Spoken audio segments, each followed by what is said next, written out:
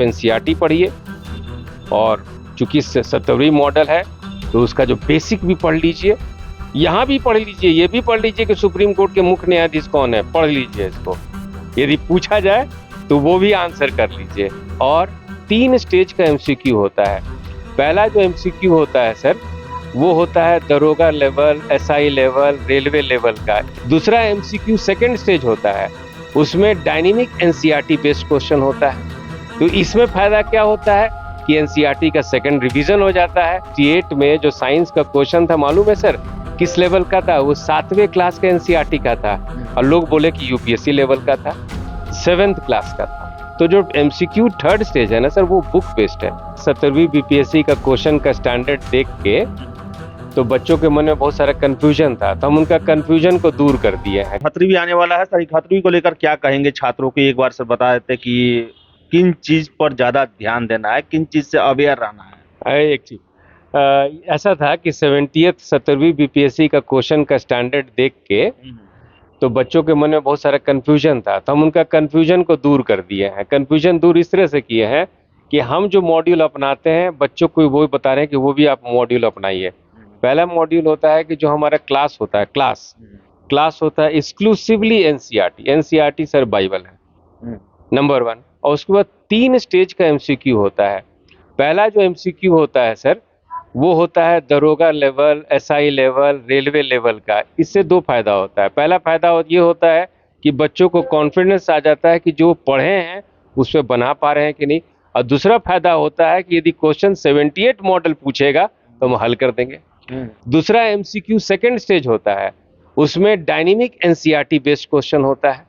तो इसमें फायदा क्या होता है कि एनसीईआरटी का सेकंड रिवीजन हो जाता है। और दूसरा फायदा ये होता है सर कि 68 और 69 मॉडल का यदि क्वेश्चन पूछा जाएगा तो वो हल कर देंगे। एमसीक्यू थर्ड स्टेज भी होता है सर। एमसीक्यू थर्ड स्टेज का नाम दिए हैं बुक बेस्ड एमसीक्यू। और ना, बुक बेस्ड एमसीक्यू में बहुत इंटरेस्टिंग चीज बताने वाले हैं सर आपको। आप 68 69 का क्वेश्चन देखेंगे। 68 में जो साइंस का क्वेश्चन था, मालूम है सर किस लेवल का था? वो 7वें क्लास का एनसीईआरटी का था, और लोग बोले कि यूपीएससी लेवल का था, 7th क्लास का था। तो जो एमसीक्यू थर्ड स्टेज है ना सर, वो बुक बेस्ड है। जो मानक किताब है, अथॉरिटी बुक है, वो बुक बेस्ड एमसीक्यू है।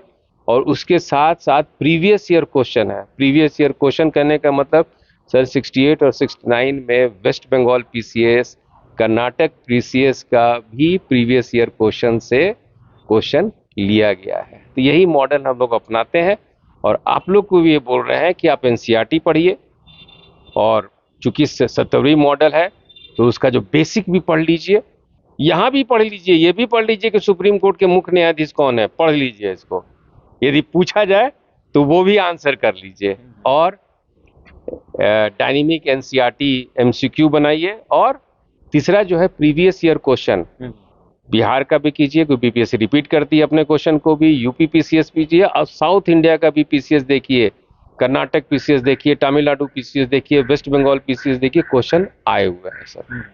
यही पढ़िए, हो जाएगा। तो चलिए, बहुत बात हुआ इसमें, और 71वीं को लेकर जो है इस पर आप प्लानिंग करें, क्योंकि ये भी बहुत बड़ा बहाली है। इसके बाद इतना बड़ा बहाली अगले 3-4 साल 5 साल तक नहीं आने जा रहा है। तो इस मौके को आप अच्छे से भुनाएं और उसके लिए स्ट्रेटजी बनाएं, और आज से ही लग जाएं। तो फिलहाल इस वीडियो में इतना ही। वीडियो पसंद आया लाइक शेयर करें, हमारे चैनल द बिहार टॉप को सब्सक्राइब जरूर कर लें। और सर का नंबर जो है, इस कोचिंग का नंबर, एड्रेस डिस्क्रिप्शन बॉक्स में दिया रहेगा, आप संपर्क कर सकते हैं, देख सकते हैं, समझ सकते हैं यहाँ पर आकर। तो फिलहाल इस वीडियो में इतना ही। बहुत बहुत धन्यवाद।